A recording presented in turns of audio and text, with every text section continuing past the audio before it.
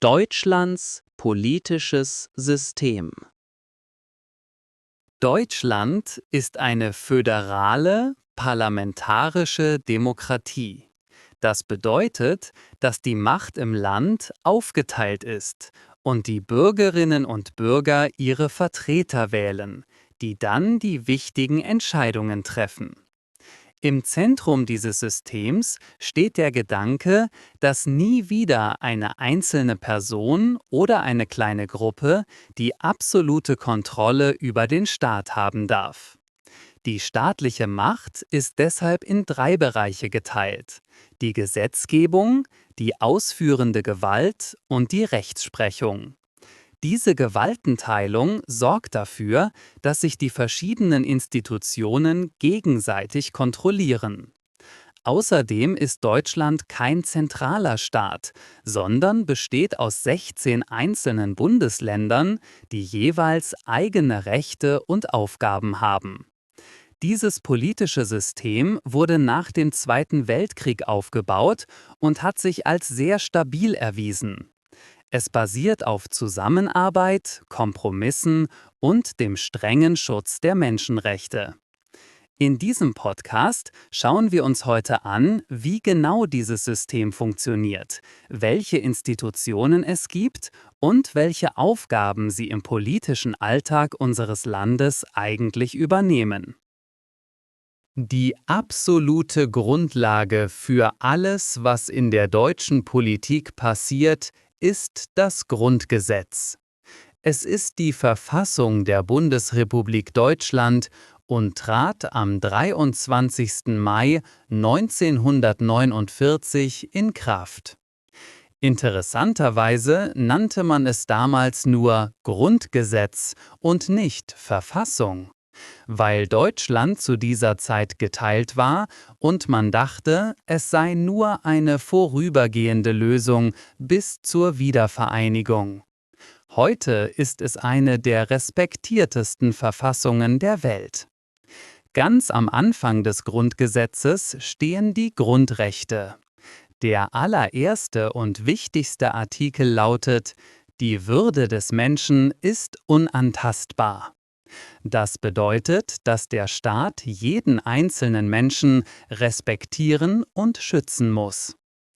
Das Grundgesetz regelt aber nicht nur unsere Freiheiten wie die Meinungsfreiheit oder die Versammlungsfreiheit, sondern auch die Spielregeln für die gesamte Politik. Es legt fest, wie Gesetze gemacht werden, wer das Land regieren darf und wie Wahlen ablaufen. Niemand in Deutschland steht über dem Grundgesetz, auch nicht der Bundeskanzler oder der Bundespräsident. Wenn wir uns die verschiedenen Ämter ansehen, fangen wir am besten ganz oben an, beim Staatsoberhaupt. In Deutschland ist das der Bundespräsident.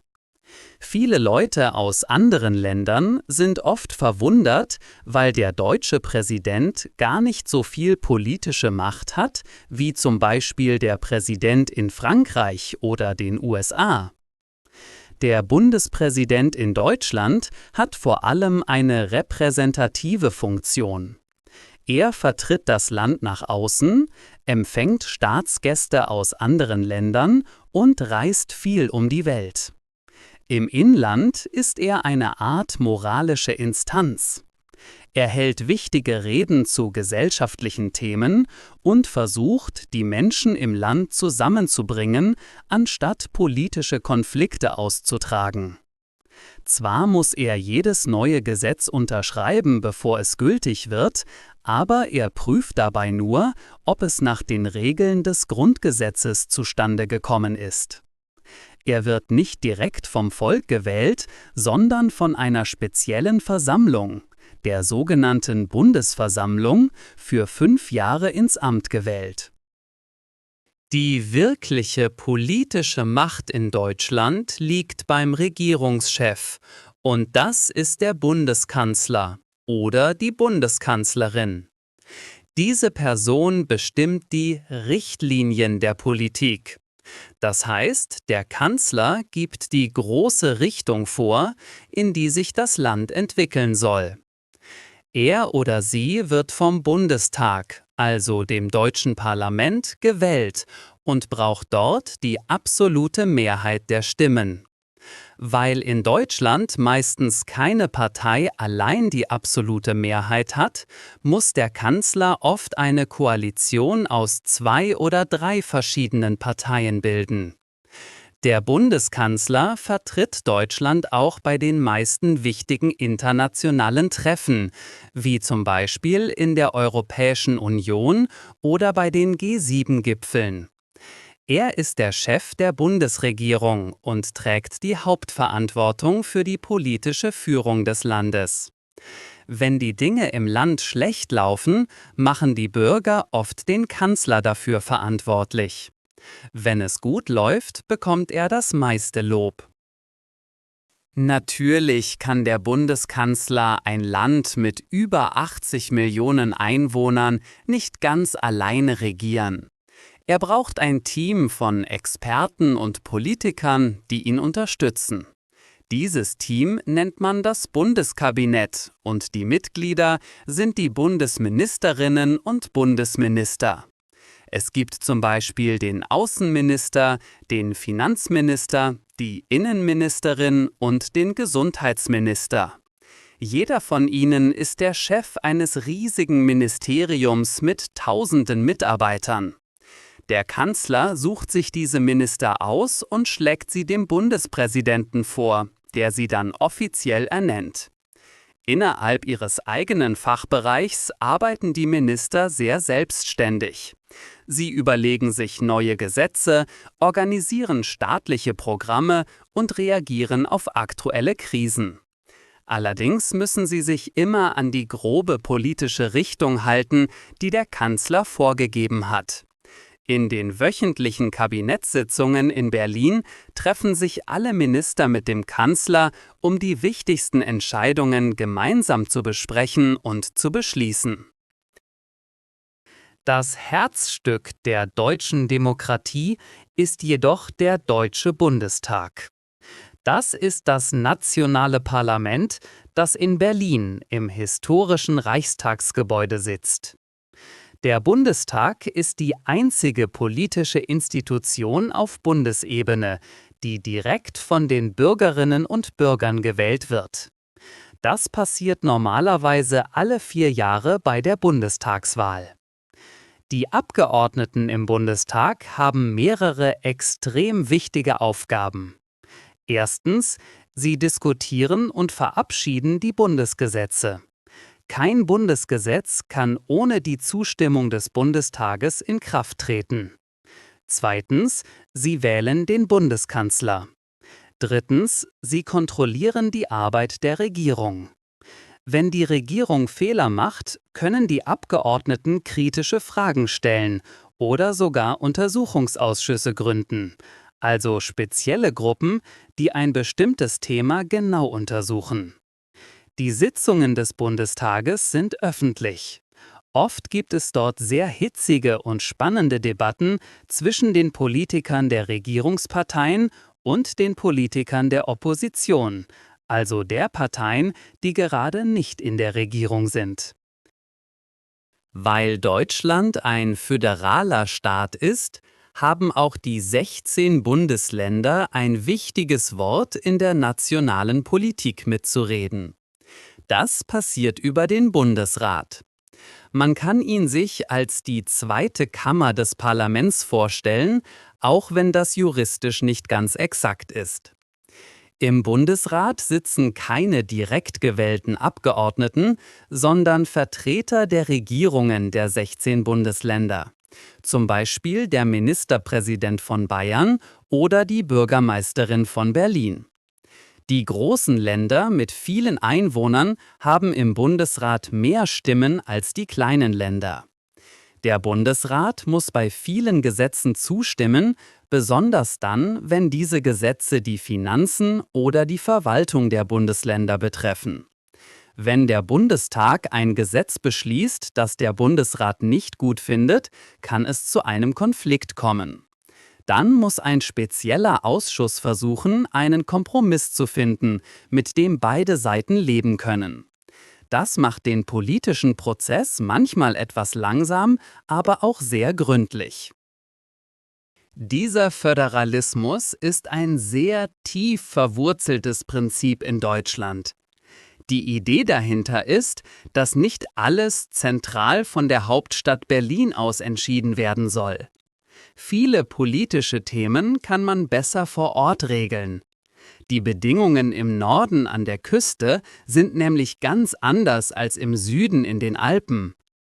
Die Bundesländer sind daher für viele Bereiche unseres täglichen Lebens komplett selbstverantwortlich.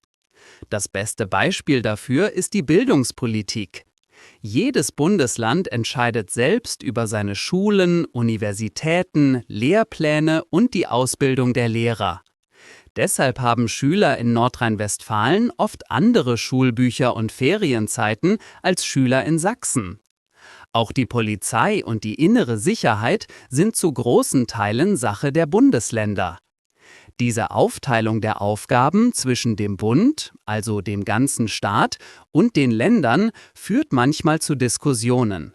Sie garantiert aber auch, dass die Politik nah an den Bedürfnissen der lokalen Bevölkerung bleibt. Es gibt eine Institution in Deutschland, die von Politikern und Bürgern mit größtem Respekt behandelt wird: das Bundesverfassungsgericht. Es sitzt ganz bewusst nicht in der politischen Hauptstadt Berlin, sondern in der Stadt Karlsruhe im Südwesten Deutschlands. Das Bundesverfassungsgericht ist der Hüter des Grundgesetzes. Seine Richterinnen und Richter haben die enorme Macht, Gesetze wieder abzuschaffen, wenn sie feststellen, dass diese Gesetze gegen das Grundgesetz verstoßen. Jeder Bürger kann sich mit einer Beschwerde an dieses Gericht wenden, wenn er das Gefühl hat, dass der Staat seine Grundrechte verletzt. Auch Politiker oder Parteien ziehen oft vor das Verfassungsgericht, wenn sie einen großen Streit über neue Gesetze haben. Wenn das Bundesverfassungsgericht ein Urteil spricht, dann ist das endgültig.